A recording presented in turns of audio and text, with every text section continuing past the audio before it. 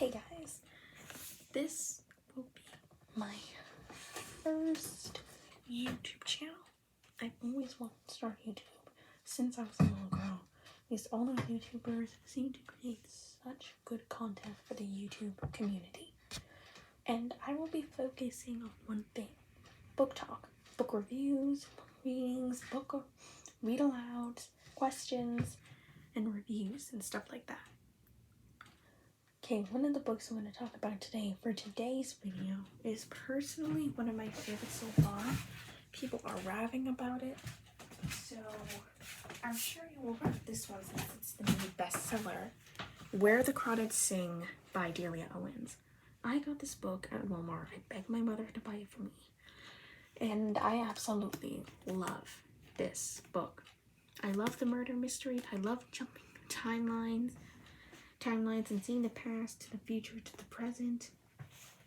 And the ending really shocked me as well. I'm going to read the thing for you over here, but I'm not going to spoil it so much. So here we go. For years, rumors of the Marsh Gull have haunted Barkley Cove, a quiet town on the North Carolina coast.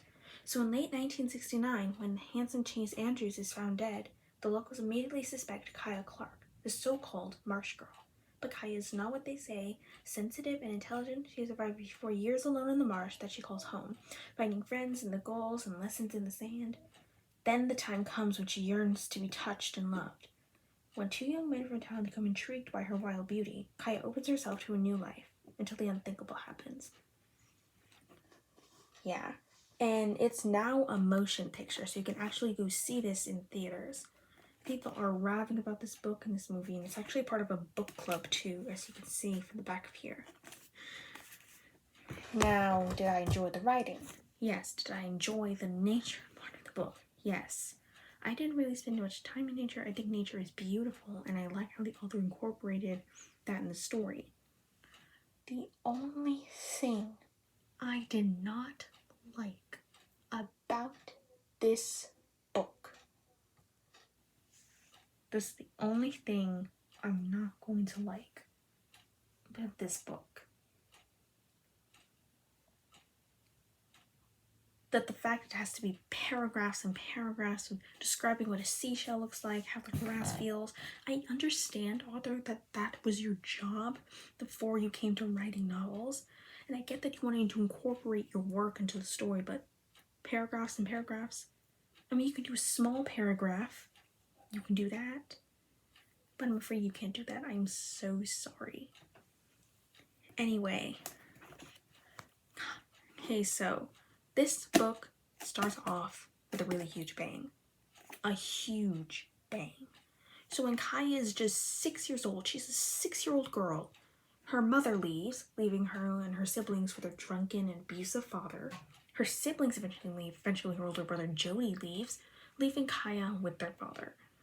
But after a while, he starts drinking and actually starts treating Kaya good. But then he goes back to drinking and eventually goes away, and Kaya has to fend for herself.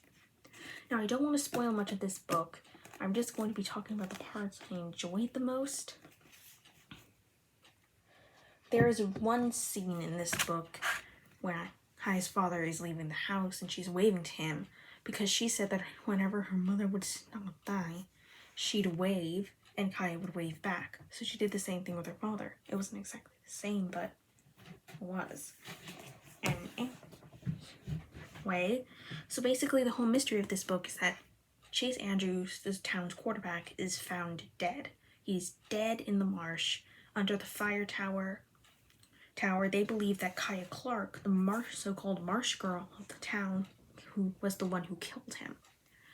Now, this book makes you question if it was really Kaya or not, because she could have had plenty of motives to want to kill Chase, such as he had a relationship with her but then suddenly disappeared and got engaged to someone else. And she had plenty of motives in this book, but eventually at the end she was found guilty, and spoiler alert, she actually committed the murder. When I found that out in the book, I just put it down like this, did this, and I'm like, but I love Kaya, why would she do this? Now, many adults claim that Kaya had motives. And yes, she had. And people and adults think that this book says murder is good, you should do murder. Well, that's not the case. Kaya had no real adult figures in her life. Her mother abandoned her, her father abandoned her, her siblings abandoned her. Jumpin' and Mabel were there for her, but not her entire life, teaching her the ways. But I technically think that the reason since she did the murder was because she was never taught right or wrong. Because her parents were never there for her entire life. She grew up alone and didn't know what was right or wrong. So I think that's why she murdered Chase. That was a spoiler. I am so sorry. If you want to figure out the book, you can just go get it. You can get it as an audiobook. I recommend Libby. It is a very good audiobook collection book site. Anyway, this book has questions at the end, and I would like to share them with you all. A discussion guide, as they say. Now, one of my personal favorites is, why do you think Kaya's mother leaves in the beginning? Do you agree with her decision? Well, she was abused by her husband, and her husband threatened to beat her if she came back to get the children, and she must have went through this her entire life with her children. I get that she really needed to leave because she needed to go. She needed to get away from her husband, this man. She needed to get away from her husband. But couldn't she have taken Kaya with her? Shouldn't she have taken just at least one child with her and then send the other child?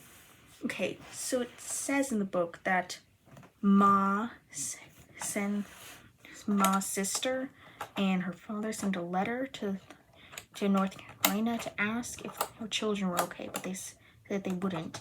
So she sent a letter to Kaya's father asking him if she can take her children to New Orleans, which is where she was from. And he threatened to beat her butt if she came back. Now, she became very scared because she couldn't go back. She also but she also was afraid to leave her children.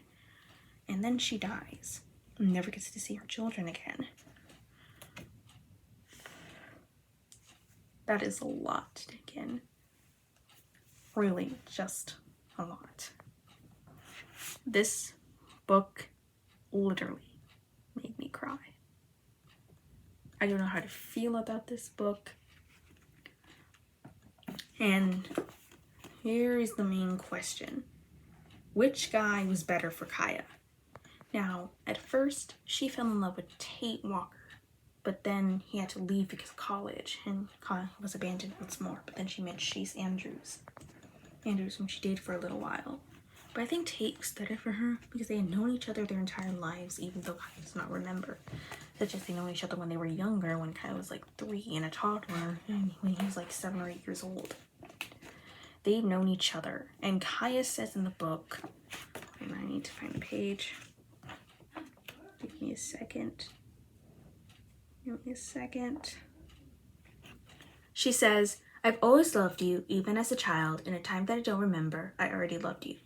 Which means that she already loved Tate from the moment she saw him, from the moment they began spending their time together. And I understand when she got heartbroken when he left, because everyone in her life left her, and she just couldn't handle that anymore. Now, Delia Owens says over here in her conversation, she says, to me, Kaya's first love, Tate, represents the sensitive, evolved human male. He shares opera with his father and loves poetry. He is a strong, manly, but is kind, intelligent, and caring. Of course, he makes mistakes, but also tries to make amends. He loves deeply and truly, which means that's how he's good for Kaya. But Chase, oh my god. I don't hate any Chases in the world. I think all Chases are good. Just that she represented like the stereotypes of quarterbacks. Playboys, stuff like that. I'm not saying all quarterbacks are like that. They are not. I swear. They are not. Anyway, this book really shows Kaya's life living throughout the march from like the 1950s to the 1960s and to the 1970s and eventually the 2000s. And I love that we're going through her entire timeline living in the marsh. This book was really good. Really good indeed. Wait. I'm so sorry. I just had to sneeze. Anyway, that is my review. Now, how would I rate this book? I give it a 4.5 because, to be honest, I like a little spice and romance in the book. There was romance. But there was not a lot of spice. I'm so sorry once more. Anyway, I wanted a little more spice. There was only a few love-making scenes, and I honestly did not understand them because I am still a child. But anyway, there has been love-making scenes. There's only a few of these, so this isn't technically a bit spicy. If you want spicy, go read the Twilight series. Anyway, that is my review on Where the Crawdads Sing by Delia Owens. This will be my first ever video on my channel, so come back for more videos. I will try and update as soon as I can. I'm currently starting 6th grade and will be busy with homework and stuff like that. So I'll be trying to do as much videos as I can. Love you all, but talkies.